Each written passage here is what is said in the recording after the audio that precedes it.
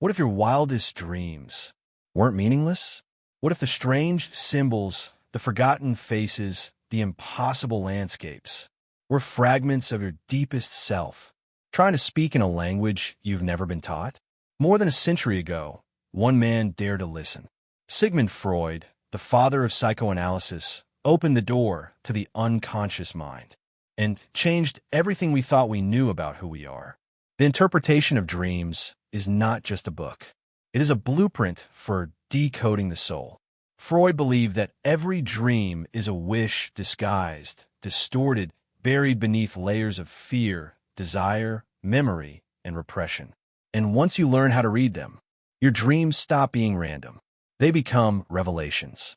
Over the course of this series, we will dive deep into Freud's most groundbreaking ideas. The nature of wish fulfillment, the mechanics of dream distortion, the symbols of the unconscious, and why dreams are not interruptions of sleep, but the secret continuation of waking life. So if you're ready to unlock the truth your own mind is hiding from you, subscribe now to the Tunnel of Sane. This isn't just psychology. It's the inner revolution you didn't know you needed. Let's begin the descent into the mind behind your mind. Chapter 1. The scientific literature on the problems of the dream. Before we begin our deep dive into the shadowy landscape of the human psyche, before we analyze symbols or untangle the logic of unconscious desires, we must first understand the territory we're about to enter. This is Chapter 1 of the Interpretation of Dreams, where Freud carefully surveys the intellectual terrain of dream studies as it stood before him. This is not yet Freud's dream theory. It is the echo of centuries of speculation, observation, and mystery, a necessary step before forging a new path. Welcome to a journey through the forgotten history of how humans have tried, and often failed, to understand their dreams. Part 1. Ancient Roots of Dream Analysis. Dreams have haunted humanity since time immemorial. In ancient civilizations, Babylonian, Egyptian, Greek, Roman, dreams were not psychological puzzles. They were divine messages, omens, warnings from the gods. Aristotle, one of the first thinkers to reflect on dreams scientifically, believed that dreams had a physiological cause. He argued they were linked to the digestion of food or the movement of the body's internal fluids. Not divine revelations, but the body speaking in mysterious ways. Yet despite Aristotle's skepticism, much of ancient and medieval thought remained firmly in the realm of mysticism. Dreams were messages from beyond, demanding interpretation by priests or prophets. And this tradition persisted for centuries. Part 2. A mountain of literature, a lack of insight. Freud opens his book with a confession. The scientific literature on dreams is vast, but depressingly superficial. He writes, "In spite of being concerned with dreams for many years, I cannot claim that I have learned anything new from the scientific literature on the subject." It's a bold statement, but Freud's frustration is clear. He combed through countless studies, books, and philosophical treatises, only to find that most failed to ask the right questions. Why do we dream? What purpose does dreaming serve? Is it nonsense? Or is there meaning beneath the chaos? Freud found that much of the academic literature of his time focused on classification and description of dream types. Researchers categorized dreams, nightmares, anxiety dreams, sexual dreams, but offered little in the way of explanation. They noted how dreams often seemed illogical or fragmented. They observed how quickly dreams fade from memory upon waking. But none dared to ask, what is the mind really doing when it dreams? Part 3. Fragmented theories and the fear of the unconscious. Freud saw in the literature a clear pattern, a discomfort with exploring the unconscious mind. Dreams were treated as curiosities, like strange fossils, rather than clues to the inner workings of the psyche. Philosophers and psychologists debated the physiological basis of dreams. Was it brain activity during sleep? A random firing of neural patterns? A reflection of waking experiences? But most avoided the uncomfortable idea that dreams might reveal repressed wishes, hidden fears, or unconscious desires. Freud believed this avoidance was no accident. The mind, after all, is not always a friendly place. To truly interpret dreams would mean confronting the darker impulses that society and the self seeks to suppress. Part 4. Memory and Dreams. The Puzzle of Forgetting. One recurring theme Freud encounters in the literature is the unreliability of dream memory. Why do we forget our dreams so quickly? Is it because they're meaningless? Or is forgetting a kind of self-censorship, a defense mechanism? Some theorists argue that dreams fade simply because the brain is in a different state during sleep. Others thought dreams were less vivid than waking life, and therefore harder to retain. But Freud saw more. He would later argue that forgetting dreams is not accidental. It's a form of resistance. Our conscious mind, he claimed, doesn't want to remember what the unconscious reveals. Dreams are censored, distorted, forgotten, because they are dangerous. Part 5. The Superstition of Symbolism. Another theme Freud tackles is dream symbolism. Many pre-modern thinkers saw dreams as encoded messages, full of hidden meanings, but they interpreted these symbols through cultural or religious lenses. A snake, for instance, might mean wisdom in one tradition or temptation in another. A tower might signify ambition or imprisonment. But Freud saw these interpretations as arbitrary. Symbolism, he argued, could not be standardized unless we understood the personal associations of the dreamer. For Freud, dreams were not universal prophecies. They were deeply personal expressions of the unconscious. What mattered was not what a dream meant in a book of symbols, but what it meant to the individual who dreamed it. Part 6. Experimental Psychology Meets a Wall. By the late 19th century, experimental psychology had emerged as a scientific discipline. But even here, Freud found disappointment.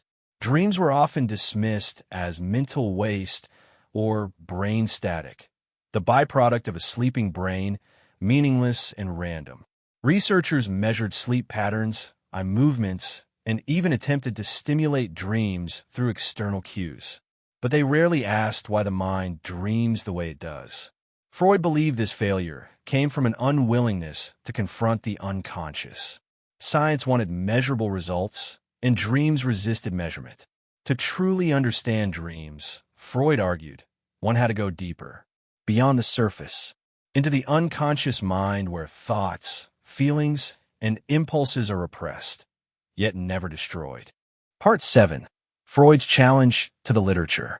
In this chapter, Freud does not yet unveil his theory, but he lays the groundwork for it by critiquing what came before. He's saying, you have missed the point. The literature catalogs, describes, and observes, but it does not explain. It fears the depths. It avoids the truth that dreams may be wishes fulfilled in disguise. Freud's frustration is palpable, and it is this very frustration that drives him to offer a new interpretation. One that will challenge the scientific orthodoxy of his day and forever change the way we think about the mind. Part 8. A Turning Point. As this chapter closes, Freud makes a promise to the reader. He writes, I shall try to show that dreams are capable of being interpreted and that the method of interpreting them is not difficult. It is a revolutionary claim, because if dreams can be interpreted, then they are not nonsense. They are messages. Not from gods or demons, but from the self, from the hidden mind beneath the mind. And so, this chapter ends not with an answer, but with an invitation. To look deeper, to listen more closely, to ask not just what we dream, but why. So this is where Freud begins, not with bold declarations, but with quiet dissatisfaction, with the realization that dream theory, as it stood, was like a map with no compass. He would supply that compass in the chapters to come. But before we can follow him deeper into the dream, we must understand the intellectual silence he chose to break. This chapter is not just a review of the literature. It is a call to courage, to turn inward, to face the unconscious, not as a void, but as a world waiting to be understood. Welcome to the interpretation of dreams. The true journey begins now. The method of interpreting dreams. From Sigmund Freud's The Interpretation of Dreams, an analysis of a specimen dream, the dream of Irma's injection. To truly understand dreams, it is not enough to observe them. You must enter them, piece by piece, symbol by symbol, memory by memory, until the unconscious begins to speak. In this chapter, Freud invites us into a dream, his own dream, not just as a curiosity, but as a gateway into the very method he used to unlock the unconscious mind. This is the dream of Irma's injection, a single night's vision, dissected and decoded with surgical precision. This is not just theory. This is psychoanalysis in motion. Part 1. The Irma Dream, a personal beginning. Freud begins this chapter with a confession. He shares with us a dream he had in July 1895, just days after experiencing professional tension and personal anxiety. In the dream, he is with a patient named Irma, a real woman from his practice. She is not well. He examines her. Doctors appear. Strange diagnoses are made. There is talk of an injection with a dirty syringe. On the surface, it seems medical, rational, perhaps even dull. But Freud does not stop at the surface. He begins the work of interpretation. He asks, why this patient? Why this dream? Why this way? And slowly, a web of personal fears, guilt, desires, rivalries, and self-justifications begins to unfold. Magnifying glass tilted left part 2. Free association, the key to the method. Here, Freud introduces the tool that will define dream interpretation forever. Free association. Rather than interpret the dream as a whole, he focuses on its individual parts. Each element, the names, the places, the gestures, the words, is a thread. And Freud pulls each thread, following wherever it leads. When he thinks of Irma, he recalls recent frustrations about her not improving. He recalls another colleague, Otto, who administered an injection. He feels anxiety. Was he at fault? Did he make a medical mistake? But soon these thoughts shift. He remembers other patients, other medical successes, old conversations, suppressed emotions, rivalries with other doctors. The associations spiral outward, sometimes far from the original dream. But Freud insists, this is the mind's language. Dreams do not speak in logic. They speak in fragments. And it is by following these fragments that meaning begins to emerge. Part 3. The unconscious defends itself. As Freud digs deeper into the dream, he begins to notice something extraordinary. The dream is not just a replay of real events. It is a self-justification. It's as if the dream is arguing, it wasn't Freud's fault. Someone else made the mistake. The injection was impure. The responsibility lies elsewhere. The dream is protecting Freud's ego. This, Freud realizes, is not unique to him. It is the very function of dreams. To protect us from internal conflict, to resolve anxiety, to fulfill unacknowledged wishes. Even if that wish is simply, I want to be free of blame. And so, what appeared to be a medical dream was actually a psychological defense. Part 4. Dream distortion, the disguise mechanism. One of Freud's most important discoveries in this chapter is the idea of dream distortion. Why don't dreams simply state their meaning directly? Because Freud argues the unconscious mind is filled with thoughts and desires that are censored by the conscious self. To express these thoughts directly would cause distress, conflict, guilt. So instead, the dream disguises these thoughts. It transforms them into symbols. It changes the storyline. It mixes truth with fiction. It inserts nonsensical or surreal images to cover up what is emotionally dangerous. Freud writes, the dream is the disguised fulfillment of a repressed wish. That's the formula, the compass for every analysis to follow. Part 5. Condensation and displacement. Two crucial mechanisms are introduced here: condensation and displacement. Condensation means that one element in the dream may represent multiple thoughts, ideas, or memories at once. A single name, a single word, a gesture, all packed with hidden meaning. Displacement means that the emotional weight of a thought may be shifted onto something trivial. A deep anxiety may appear as a simple object. A forbidden desire might be transferred onto a stranger's face. The mind does this to protect us, but the analyst, Freud, must reverse engineer the disguise. Part 6. The true wish behind the dream. What, then, was the wish behind Freud's dream? It was not grand or mysterious. It was this: to be innocent, to be free from guilt over Irma's condition, to prove to himself and to others that he had done nothing wrong. That was the emotional truth. And the dream, with all its complexities and absurdities, was a way for that truth to be fulfilled in disguise. This, Freud explains, is the method of interpretation. You begin not with a theory, but with the dream itself. You break it apart. You follow each thread. You trust the unconscious to reveal its code. Part 7. The method expands. Universal application. The Irma dream is not just a personal case study. It is the model for interpreting any dream. In the rest of the book, Freud will expand this method, test it, refine it, and challenge its limits. But this is the beginning. From this one dream, we learn how free association reveals unconscious thought, how dreams distort and disguise, and how every dream, no matter how trivial, is a message from within. This chapter is not just a lesson. It is an invitation. Freud is saying, try this yourself. Explore your own dreams. Don't be afraid to look inward, because the truth is there. Hidden, perhaps. Distorted, yes, but always waiting to be discovered. In this chapter, Freud gives us more than a method. He gives us a mirror, and through that mirror, we begin to see our guilt, our fears, our unspoken wishes. This is not just theory. It's self-discovery. The unconscious does not sleep, and through our dreams, it speaks. Chapter 3. A dream is the fulfillment of a wish. Let's begin with a bold idea, one that seems deceptively simple, almost childlike.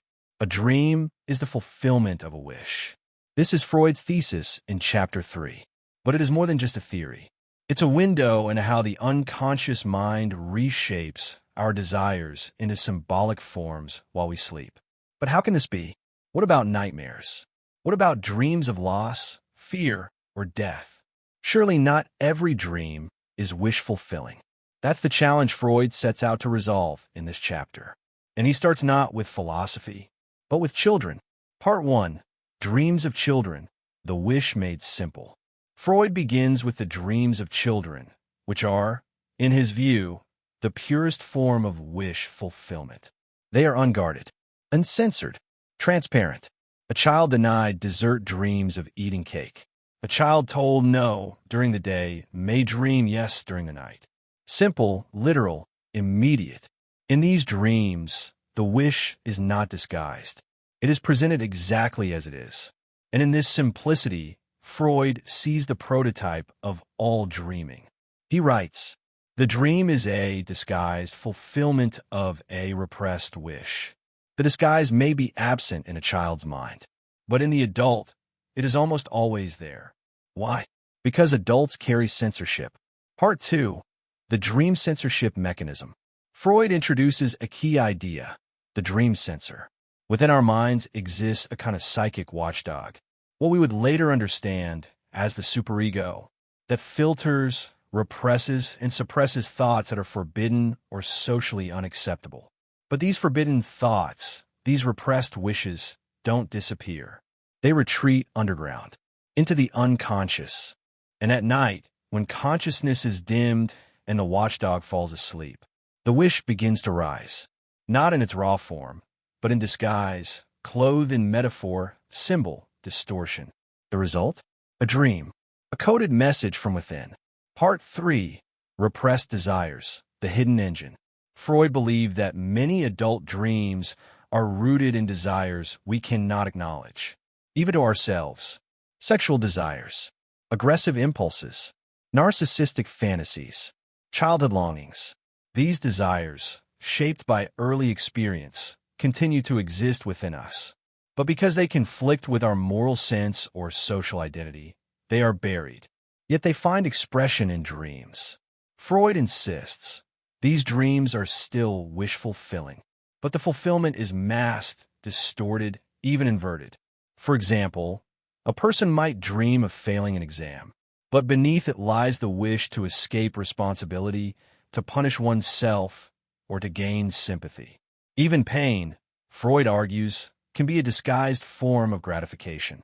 The mind is not logical. It is symbolic. Part 4. Case Studies and Evidence. In this chapter, Freud shares a number of personal and clinical dream examples. One involves a man who dreams of his friend's death, only to discover, through analysis, that the dream is fueled by jealousy and the wish to surpass the friend. Another dreams of being late for a train, an anxiety dream.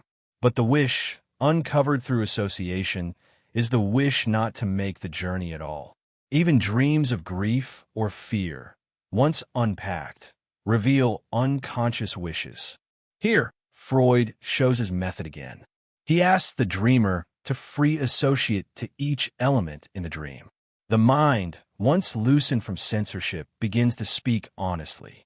It is this honesty that Freud hunts for. Cyclone Part 5. The complex nature of the wish. Freud emphasizes, not all wishes are obvious. Some are layered. Some contain conflicting elements. You may wish for something and simultaneously feel guilty for wishing it. You may dream of failure, yet secretly wish to escape the pressure of success.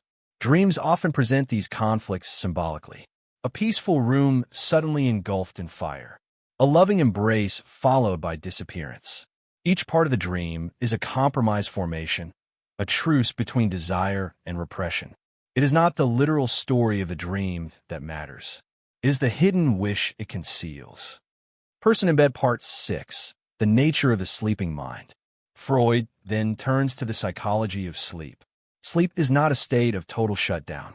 The mind remains active. The unconscious never rests. But in sleep, the ego, the rational, waking self, lowers its guard. The senses are dulled. Reality loses its grip. This creates the perfect space for the wish to emerge, so long as it does not wake the dreamer. The dream must strike a balance. It must fulfill the wish, yet not cause alarm. Hence the dream is disguised. Pleasure is hidden in metaphor. Desire is softened in symbol. This is the protective function of the dream, to let us sleep, while the unconscious finds expression. Part 7. Objections and clarifications. Freud anticipates resistance. What about anxiety dreams? What about traumatic nightmares? He addresses these concerns, clarifying that while the surface may appear threatening, the underlying purpose of even these dreams often reveals a wish. Sometimes, the anxiety itself is a punishment for the wish, or it may represent a repressed desire resurfacing in symbolic form, one that the dream censorship could not fully disguise. In this way, even painful dreams become meaningful when decoded properly. Part 8. The dream as a royal road. Freud closes this chapter with renewed confidence in his hypothesis, not because he has proven it in the mathematical sense, but because, time and time again, the method of interpretation reveals the same core truth. Every dream, when unpacked thoroughly, reveals a wish at its heart. This is not always obvious. Sometimes it takes courage to face what we truly want. Sometimes the mind goes to great lengths to hide it, but the dream knows. And for Freud, the dream is the royal road to the unconscious. So when you close your eyes tonight, what wish will rise to the surface? What fear might mask a hidden desire? What strange image might carry a truth you've long buried? Freud asks us to pay attention, not just to the story of a dream, but to the emotion beneath it, because the dream is not nonsense. It is communication, from the part of you that speaks without words, the part that remembers everything, the part that never stops wanting. Welcome to the realm of wishes. Welcome to the dream. Chapter 4. The distortion of dreams. Why are dreams so strange? Why do they speak to us in riddles, bizarre images, disjointed events, cryptic symbols? A burning house, a faceless stranger, a conversation with the dead. We awaken puzzled, disturbed, or amused, but rarely do we awaken with clarity. Freud saw these riddles not as chaos, but as order in disguise. He believed that dreams are not random. They are purposeful, structured expressions of something deeper. But they are not expressed directly. Instead, they are distorted, masked, twisted, transformed. Why? That is the question of Chapter 4, and perhaps the central riddle of all dream interpretation. Section 1. The concept of dream distortion. To understand dream distortion, we must first understand a fundamental principle Freud has established. Dreams are wish fulfillments. But if this is true, why do so many dreams contain fear, confusion, shame, or even horror? If dreams are meant to gratify, why do they often feel like nightmares? This contradiction leads us to the phenomenon Freud calls dream distortion. The idea is simple, yet profound. Dreams disguise their true purpose. They transform the hidden wish into something obscure. They speak not in direct language, but in code, in riddles. The dream you remember upon waking is not the original idea, but a censored version of it. Section 2. The two levels of a dream. Freud divides the dream into two layers. 1. The manifest content. This is the dream as it appears. The storyline, the imagery, the absurd or dramatic events we remember. 2. The latent content. This is the hidden psychological meaning, the wish or idea that motivated the dream in the first place. Dream distortion is the process by which the latent content is transformed into the manifest content. But why does this transformation occur? Because the latent content often contains forbidden thoughts, sexual desires, hostility toward loved ones, longings from childhood that contradict adult morality, ideas we have repressed, consciously or unconsciously, because they are unacceptable to our waking selves. These thoughts cannot surface openly, so they wear a mask. Dream distortion is that mask. Section 3. The role of the psychic censor, ****. At the heart of distortion lies a powerful inner force, the psychic censor. This censor acts as a gatekeeper between the unconscious and consciousness. It guards our ego from unacceptable impulses. During waking life, this censor is strong and vigilant. It keeps our thoughts in check. But during sleep, its power diminishes, not entirely, but partially. This weakening allows the unconscious to attempt expression. But the censor still resists, so the thoughts must be disguised to slip past. Think of it like a smuggler passing through a guarded border. The true message is hidden within a container, altered, distorted, camouflaged. Thus, the manifest content of a dream is a compromise, a version of the wish that has been reshaped to avoid censorship. Section 4. Repression and resistance. Freud introduces another key concept, repression. When a thought or wish is too threatening, it is pushed down, repressed into the unconscious. But repression is never permanent. The repressed material seeks expression, and dreams provide one such outlet. Yet the more deeply repressed the wish, the more severe the distortion. This explains why some dreams are relatively clear, while others are opaque and confusing. A child may dream of eating candy, a direct wish fulfillment. But an adult, whose desires are more complicated, must contend with censorship. Their dream may appear nonsensical, but behind that nonsense lies a repressed truth. The dream work is not chaotic.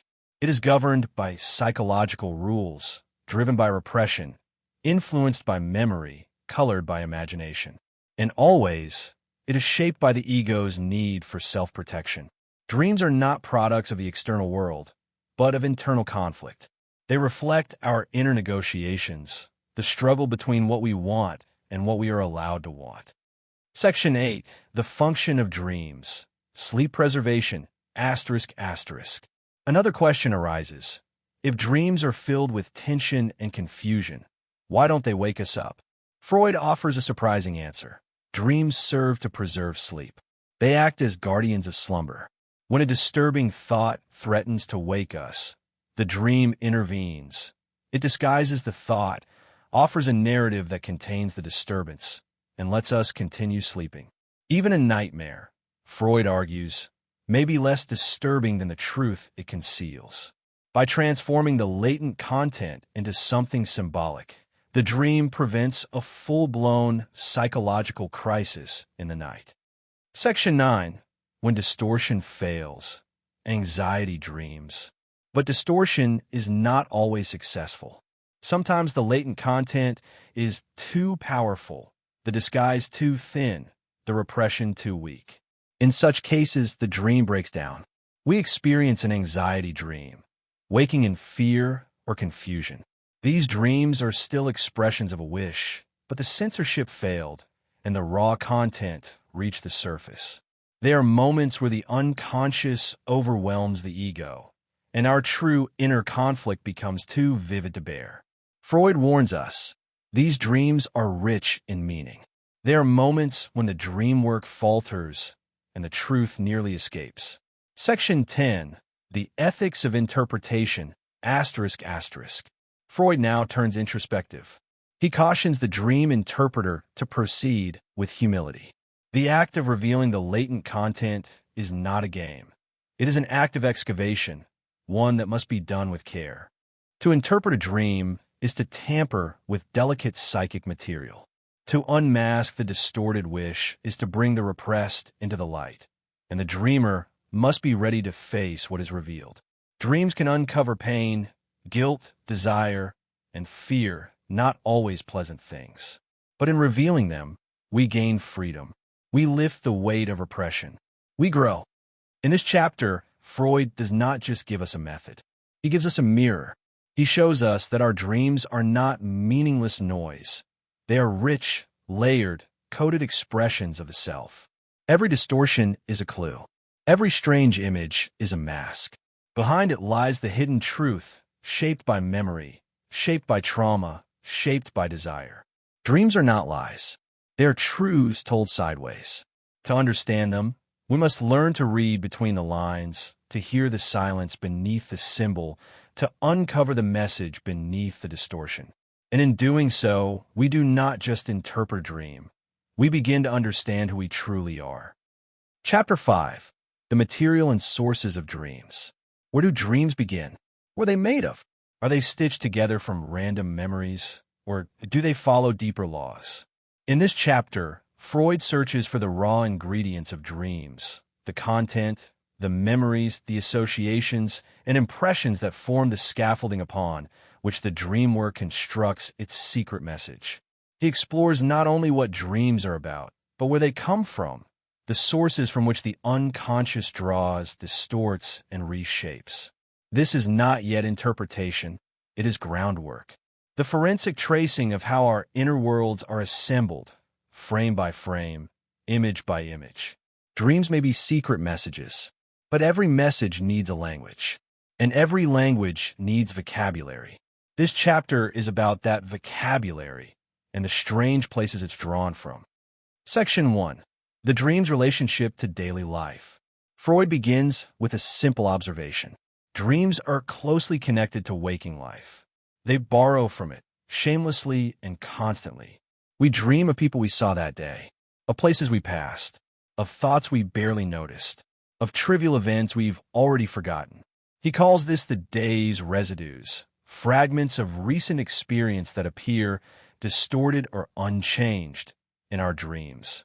It is rare for a dream to occur without using at least one trace from the day before.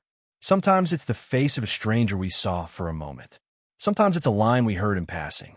Sometimes it's something we forgot until the dream brings it back. But this is not always direct. The residue may be subtle, concealed, symbolic, or displaced. A dream of missing a train may stem from a rushed breakfast. A dream of flying might follow a moment of inspiration. The unconscious is selective. It chooses, rearranges, disguises. Section 2. Recent and indifferent material. Freud emphasizes something curious. Dreams often use material from the day before, but they don't necessarily use what seemed important to us. They don't always pick the events that felt meaningful or emotionally intense. In fact, they often latch onto the insignificant. This puzzles us. Why would the unconscious waste its time with trivia? Freud's answer is revealing. These indifferent experiences serve as screens. They mask the deeper content. They are useful precisely because they seem innocent. When the unconscious wants to express something repressed, something dangerous or forbidden, it wraps it in the harmless material of daily life. A passing comment, a mundane errand, a face in the crowd, all can become vessels for hidden wishes. The dream borrows the shape of the innocent to carry the weight of the dangerous. Section 3. The return of childhood memories. But dreams are not made only of the recent. Sometimes, in dreaming, we travel backward, far into the past. Childhood memories often resurface, especially ones long buried. These are not always obvious. They may be disguised as fictional scenarios or borrowed faces, but they carry the scent of early life, of formative emotions, unresolved conflicts, forgotten fears. Freud noticed that many dreamers, especially in analysis, find dreams unlocking early scenes from their lives, moments they thought they had forgotten. Why childhood? Because childhood is the birthplace of our unconscious structure. Our complexes, desires, attachments, traumas, they all begin there. The repressed content of our dreams is often rooted in these early impressions. And dreams, as windows into the unconscious, must return to those origins to find material. Section 4. The unconscious memory store. Freud makes a radical suggestion. The unconscious mind stores everything. Nothing is ever truly lost. We may forget names, faces, entire chapters of our lives, but the unconscious remembers. And dreams prove this. People dream of languages they haven't spoken in decades, of rooms they've not seen since childhood, of phrases they didn't even realize they heard. This leads to a profound idea. Dreams reveal the existence of unconscious memory. They show that the mind holds far more than what consciousness can access. And in the dream, these buried memories find new life, reactivated not randomly, but with purpose. The dream doesn't just remember. It uses what it remembers to build something meaningful. Section 5. Stimuli from the body and the environment. But not all dream material is psychological. Sometimes the body itself contributes. A sensation in the body, a cramp, a pressure, a shift in temperature, can enter the dream and shape it. A tight blanket might become a dream of being trapped. A noise in a room might morph into a scene of shouting or explosion. A discomfort in the stomach might become a dream of poison or pain. These physical stimuli don't just interrupt sleep. They are incorporated into the dream. Freud sees this as more proof of the dream's adaptive function. Rather than waking us up, the dream absorbs the disturbance, gives it symbolic shape, and we continue sleeping. Even the external world, a dog barking, a door creaking, can become part of the dream storyline. Dreams are opportunistic. They use whatever material is available, internal or external, to craft their message. Section 6. Dreams as composite structures. Dreams are not simple. They are layered, multidimensional, composite. Freud shows that a single image in a dream can be linked to multiple memories, ideas, and emotions simultaneously. One figure might represent a childhood friend, a modern rival, and a part of ourselves, all at once. This is not confusion. It is condensation. Dreams compact multiple ideas into one symbol to save psychic space and to hide meaning behind ambiguity. Likewise, dreams displace emphasis. A trivial image might carry the weight of deep emotion, while something dramatic in the dream may be emotionally empty. The dream does this to protect us and to evade censorship. It is a work of psychological architecture, dense, deceptive, efficient. Section 7. Intellectual material and abstract thoughts. Asterisk, asterisk. What about thoughts? Can abstract ideas become dreams? Yes, but not as thoughts. They must be translated into imagery. Freud shows that intellectual content, philosophical ideas, moral dilemmas, analytical insights can enter dreams. But the dream cannot present them directly. It must convert them into visual scenes, symbolic actions, or emotional dramas. For example, a philosophical concern about mortality may appear as a dream about falling from a great height. A debate about ethics may be turned into a courtroom scene. The dream reduces the abstract to the concrete. It translates thoughts into symbols, and in doing so, creates stories that can be interpreted. Section 8. The role of wordplay and linguistic associations. Freud notices something subtle, but powerful. Dreams often make use of puns, slips, and wordplay. A name may be altered to contain a hidden meaning. A visual pun might represent a suppressed joke or insult. A phrase with double meaning may serve as the key to a dream's latent content. This shows how deeply the dream is connected to language, not spoken language, but symbolic and phonetic associations. Sometimes, the dream will exaggerate or distort a word to hint at a repressed desire. A minor linguistic twist may open a gateway to an entire suppressed complex. The dream thinks in metaphors, in riddles. It uses the material of speech, memory, and emotion interchangeably. Section 9. The selection process. Why this and not that? The final question Freud addresses is the most mysterious. Of all the things we see, hear, feel, and remember, why does the dream select these particular pieces? Why this image from childhood? Why this passing stranger? Why this trivial sentence? Freud's answer is that nothing in the dream is arbitrary. The selection is guided by associative chains, by unconscious connections that are not visible to the dreamer, but become clear in analysis. Every chosen image has psychic value. It has been selected because it links to the latent content of the dream, even if that link is hidden. The dream does not waste material. What seems trivial is essential. What seems random is meaningful. The dream's architecture may be strange, but it is deliberate. So what is a dream made of? It is made of fragments. Pieces of yesterday, pieces of childhood, pieces of memory, language, and body. Some of these fragments are clear. Others are so deeply buried that only a careful analysis can bring them to light. But none are meaningless. The dream is not a message from the outside. It is built entirely from within, from who we are, from what we've seen, heard, feared, loved, lost, from what we remember and what we try to forget. To understand dreams, we must understand this. They are mosaics, collages, living texts made from the raw material of the self.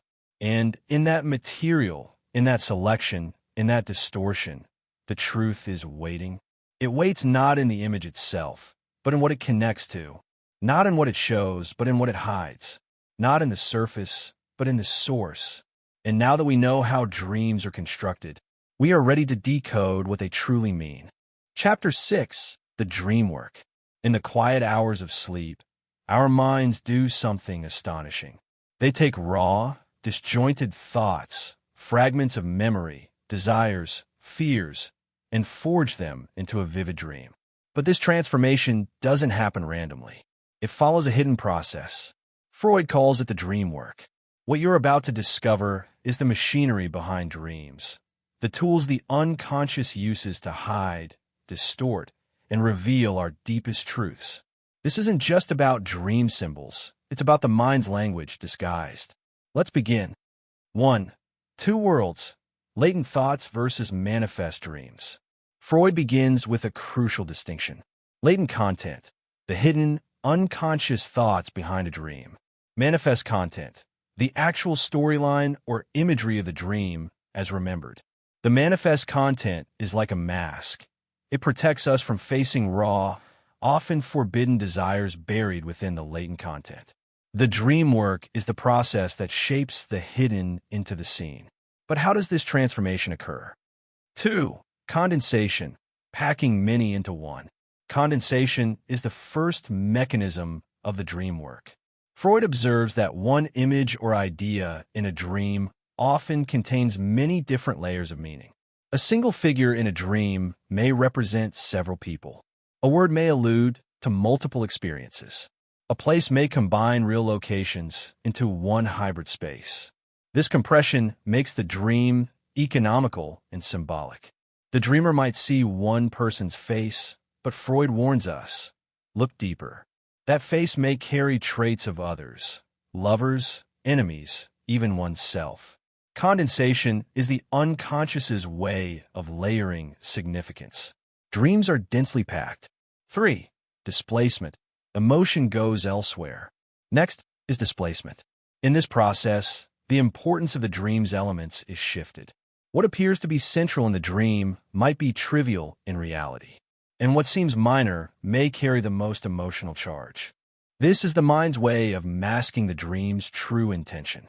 By shifting emotional emphasis away from dangerous or unacceptable thoughts, the dream slips past the internal censor. Think of it like a magician's misdirection. The real drama is off to the side, hidden in plain sight. 4. Representation. Turning ideas into images. Now, Freud tackles the problem of form. Dreams are mostly visual, but the unconscious deals in ideas and thoughts. The dream work must therefore translate abstract, logical material into imagery. This is representation. A desire to escape might be shown as flying. A fear of exposure might appear as being naked in public. Complex relationships are turned into scenes. Freud compares this to rebus puzzles, where pictures stand for words or syllables. The dream doesn't speak, it shows. This translation makes interpretation difficult. The original idea has been transformed into something symbolic, metaphorical, sometimes bizarre. 5. Secondary revision. The dream made coherent. Even after the dream work has constructed the visual dream, another process occurs, secondary revision. This is the attempt, usually by the waking mind, to organize the dream into a logical sequence. The chaotic fragments are smoothed over. Gaps are filled. Contradictions are edited. Freud warns that this editing process distorts the dream even further. What seems like a story may actually be a patchwork of unrelated thoughts stitched together by the mind to make sense.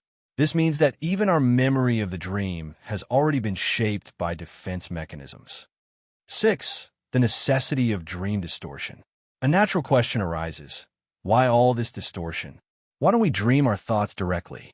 Freud's answer is simple and profound, because the real, unconscious content is often unacceptable to the conscious mind.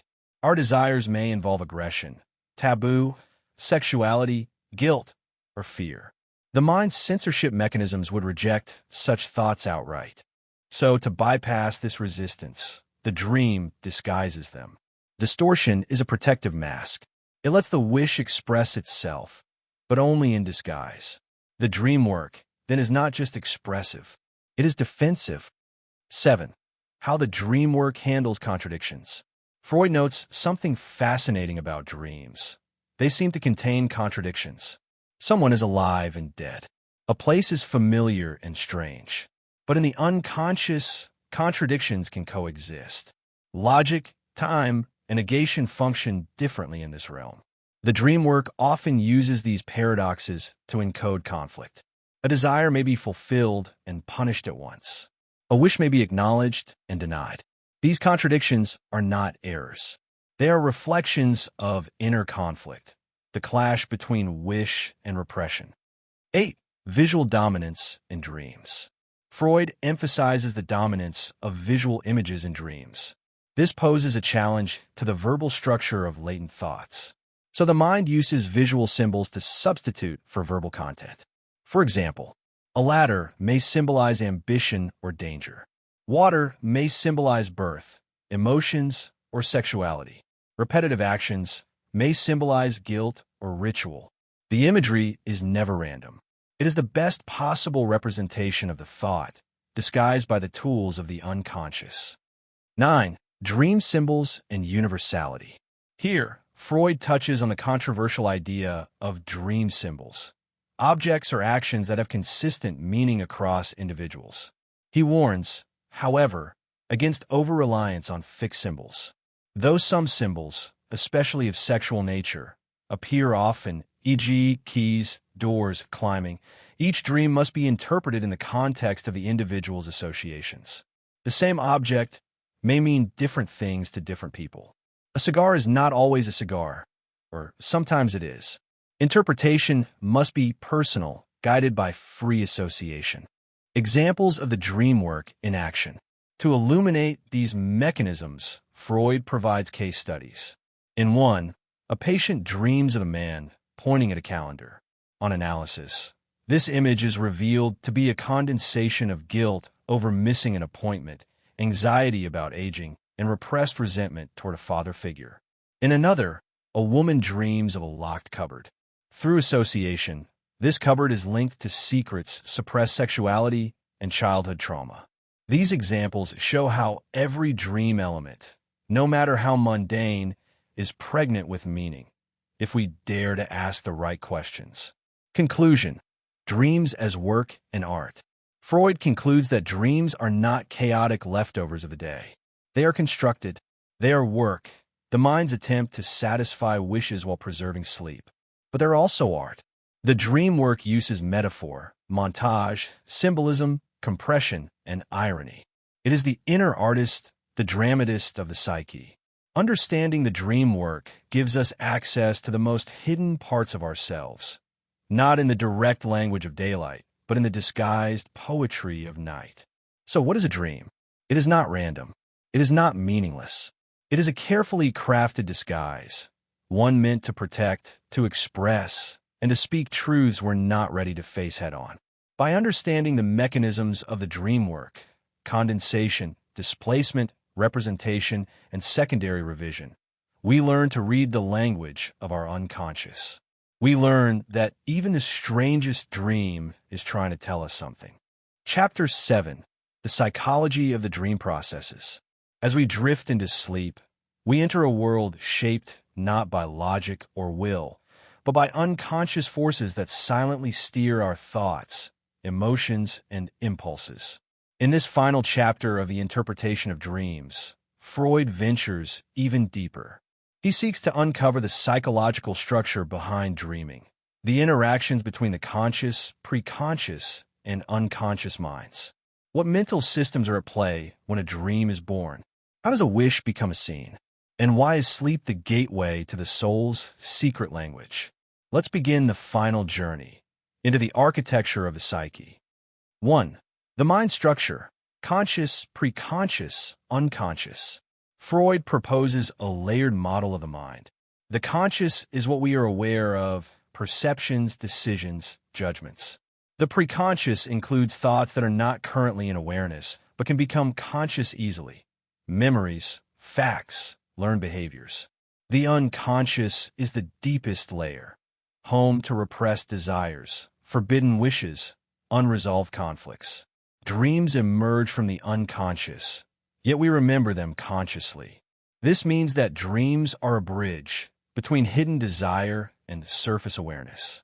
But how does this bridge operate? Freud believes that specific psychic mechanisms allow information to pass from one system to another. But they also protect the conscious mind from being overwhelmed by unacceptable material. This protective mechanism is repression. Repression, the watchman at the gate. Repression is the psychic barrier that keeps forbidden desires out of conscious awareness. It is not a failure. It is a defense, a guardian of sanity. Yet in sleep, the guard relaxes. The conscious mind withdraws. The preconscious is quieter, and the unconscious begins to stir. Dreams are what Freud calls compromise formations. They allow repressed desires to express themselves, but only in disguised form. The dream satisfies the wish, while the censorship distorts it to preserve sleep. Thus, dreaming is a negotiation between desire and resistance, expression and disguise. Regression, returning to primitive modes of thinking. Freud introduces a new concept: regression. During dreaming, the psyche regresses from higher, adult modes of thinking back to more primitive, infantile ones. This is not a step backward in a negative sense, but a return to older psychic processes. Dreams often resemble the thought patterns of children: visual, symbolic, irrational. This is because the dream regresses to an earlier stage of development.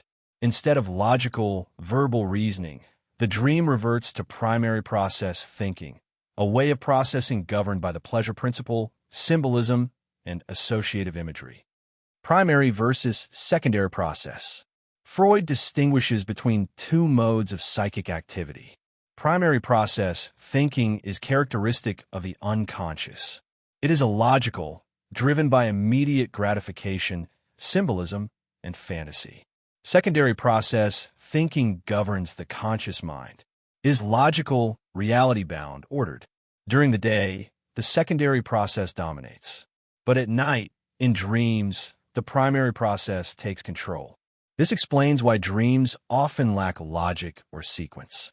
They do not aim for truth, they aim for wish fulfillment. The dream may make no sense to the waking mind, but it obeys the deeper laws of the unconscious. The limits of the dream, why it seems irrational. Freud acknowledges that dreams often seem illogical. They jump around, they blend people, they bend time and space. But he reminds us, these are necessary distortions. The dream doesn't follow the rules of conscious thought. It follows the logic of the unconscious, a system based on associations, substitutions, and emotional tone. In this world, contradictions coexist. Time is elastic. Words become images, and meanings shift with context. This is not irrationality. It is a different kind of reason governed by desire, not reality. The psychological value of dream interpretation. Finally, Freud reflects on the value of understanding our dreams. To analyze a dream is not merely to decode symbols. It is to confront our inner life, to meet our hidden selves, to uncover truths that we've buried, not because they are meaningless, but because they are too meaningful. Dreams are windows into our unspoken wishes, our childhood fears, our forgotten wounds, and our deepest motivations. To ignore them is to ignore the whispers of the soul. To interpret them is to reclaim a part of ourselves we did not even know was missing. As this final chapter draws to a close, Freud offers no dogmatic conclusion. He opens a door, not a cage. He reminds us that dream analysis is not a mechanical science. It is a personal journey. Each dream is unique. Each symbol is contextual. Each psyche is a world unto itself. But the fundamental truth remains. The dream is not a riddle to be dismissed, but a message to be understood. A voice from within, a torch in the darkness of the unconscious. And so, we arrive at the end of Freud's monumental work, the interpretation of dreams. But truly, this is not an end. It is an invitation to look inward, to listen to the night mind, to honor the mystery of dreaming, not as a superstition, but as a gateway to the truth of who we are.